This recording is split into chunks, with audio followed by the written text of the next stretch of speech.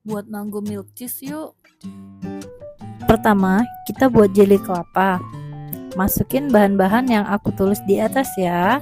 Aduk-aduk lalu masak sampai mendidih. Jelly mangganya aku skip ya, resepnya sama aja kayak jelly kelapa. Lanjut kita buat kuahnya ya. Yang pertama, siapkan 1 buah keju oles, lalu 300 ml susu evaporasi, 600 ml susu UHT, 200 ml SKM atau sesuai selera aja ya. Lalu chopper sebentar. Hasilnya nanti seperti ini.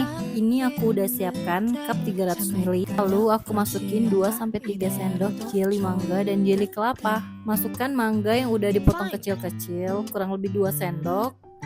Terus untuk kuahnya ini aku pakai kurang lebih 100 ml. Terakhir aku pakai selasi. Ini rasanya enak. Keju dan susunya berasa banget.